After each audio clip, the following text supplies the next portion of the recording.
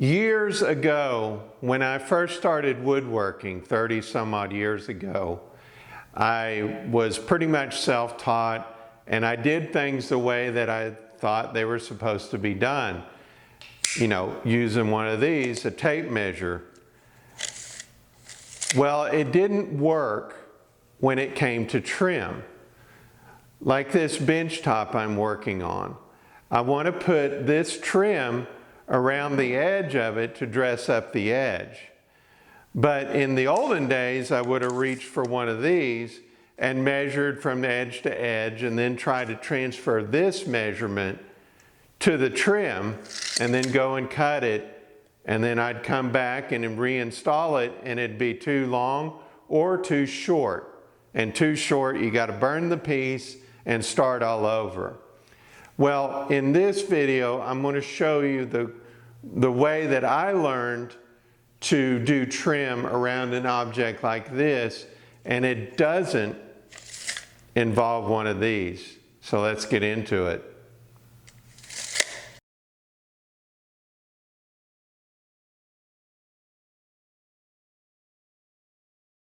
So how do we begin? How do we begin to put trim around an object like this bench top? Well, you get all of your trim ready by cutting it to approximate length, leaving about 2 to 4 to maybe 6 inches over the length of what you need. Then you'll take it to your miter saw or your table saw or whatever you do your miter cuts on, and you'll cut a miter, in this case a 45 degree, only on one end, leaving the other end just long and square. You don't want to cut this one yet, but you need miter cuts on this end only, and that's where you'll begin. So you'll take your mitered piece and take it over to your object, like in this case the bench top, and you'll mark it with the pencil, and I'll show you. So you're going to take your first piece of trim, starting wherever you want to start, and you're going to line it up, put it in place and line it up with the edge right there. So the edge, what it's going to wrap around, and then the point of the miter is going to line up. Then you're going to go down to the other end, and you're going to make a pencil mark at the other edge. So we'll make a mark at that edge on there. And then I always like to make a little indicator of which way the miter is going to go. That way I don't get turned around when I get to the miter saw.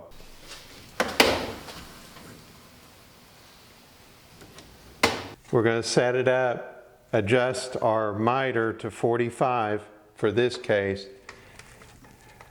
And the mark that we made, what I'm going to do is I'm going to kind of inch the blade up to the mark. So I'm going to make a cut, see where it goes, and then adjust the wood over to make sure that I get the saw cutting into the, hopefully the exact middle of that pencil mark. That way we know that we're as close as we can to what that mark is with the cut.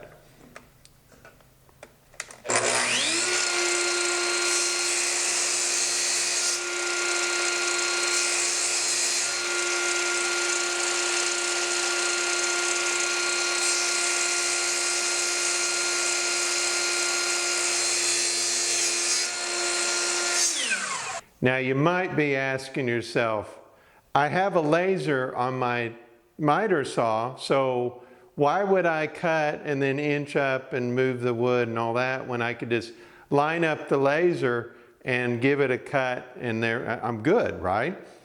The problem is that laser is, I don't know, as much as an 1/8 inch of light across your trim.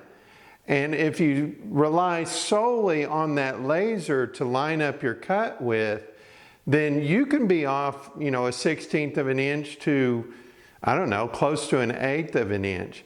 A laser is not something I've always trusted.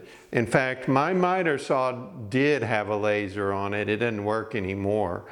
And I just don't find the laser accurate enough for fine miter work and fine trim work. So it's just not something I use. So once you get back from the miter saw, you need to test fit it to make sure that the cuts were okay and that everything fits okay. You can take one of the other pieces of trim that's cut on the miter and line it up to make sure that it fits. This side's okay. And then line it up here, make sure it fits. And we're good on this. So we can go ahead and apply our glue. We're going to apply the glue along the one edge that's going to glue up to the bench top edge, but not the miters, not yet.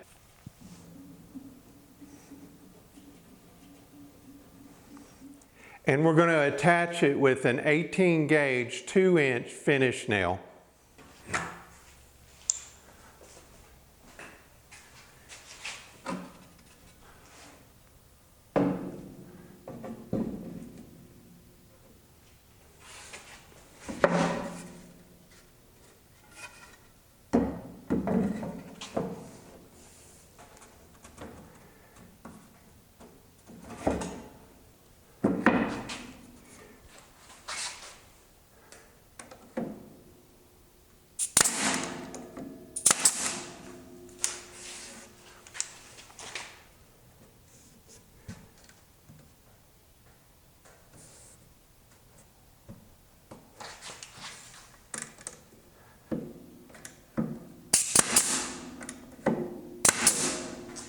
Your next step is to take your next piece of trim and mark it for a cut.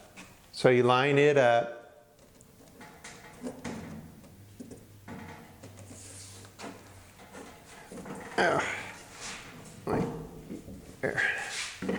Line it up.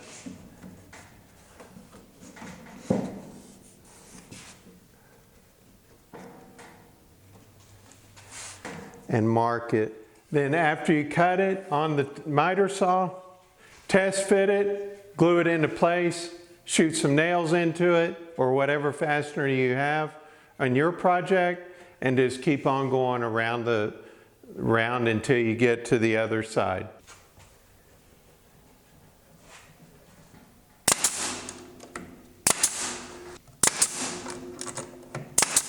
Once we get around to the last piece, we've got a bit of a problem. If we line it up like we've been doing with the miter down here,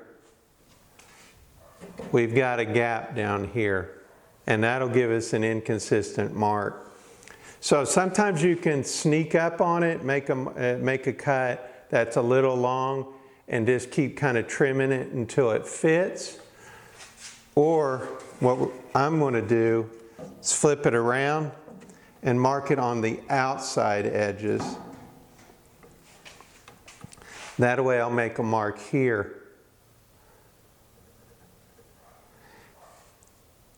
And then make sure I make a little mark to which way the miter's going. And then I'll go and cut it, test fit it. I can always trim it just a little bit long and then kind of trim it back until it fits just perfect.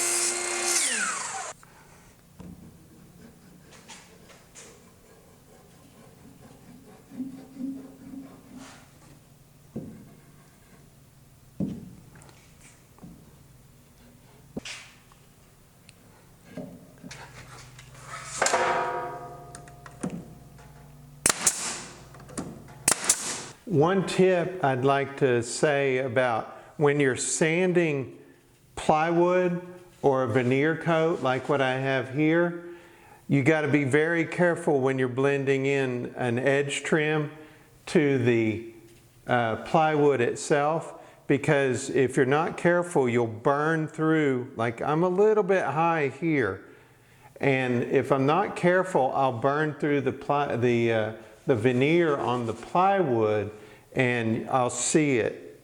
Once it's all finished, you'll see it as kind of a just where the wood's worn thin, it won't look right. So be very careful. I've got to be very careful in this area right here. Other than that, I'm pretty good. So I can sand the whole thing. One of the last things you need to do before you go to the finish is to break the edge. This edge right here is going to be super, super sharp after sanding this and sanding this. So I'm going to break the edge with a little radius plane, or you can do it with sandpaper or a router and router bit, whatever kind of break edge you want. This will just provide just a little bit of a radius, a nice soft edge.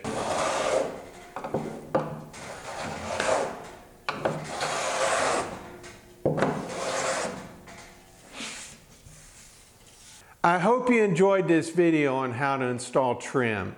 Trim's not hard to install. It just requires a little patience and frankly a little method.